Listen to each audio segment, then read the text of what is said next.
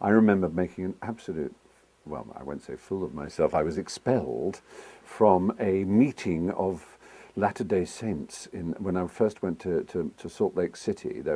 I just literally, as a tourist, I was wandering around, and this person in a grey shift came up to me and said, "Would you like to see around?" And I said, "Well, that's very kind." And then she started gathering others, and I realized she was a Mormon who was doing a tour, and presumably there was a little bit of recruitment going along, because they're a very proselytizing sect, as you know, the Mormons.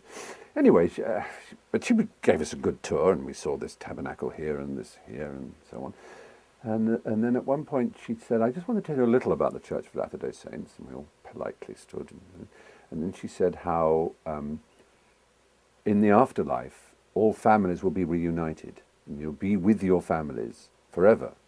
So I put my hand up and said, "But what happens if you've been good?"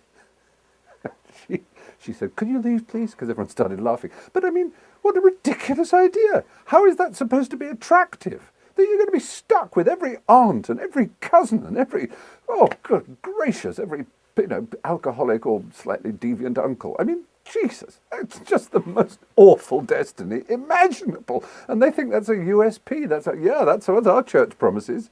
Good Lord. Well, of course, what it does, you don't have to be that smart to spot, is what it does is that church focuses entirely on women d'un certain âge, as the French say, women of a certain age, who have lost their children because they've grown up, and who've lost their parents because they've died, and they're lonely, and they've still got that family queen bee mother nesting instinct, and they're the ones the Latter-day Saints home in on and say, "You follow us, and we promise you that you'll be your family all around you again in heaven." And they think that's a cool thing. Everyone else would go, "Ugh!"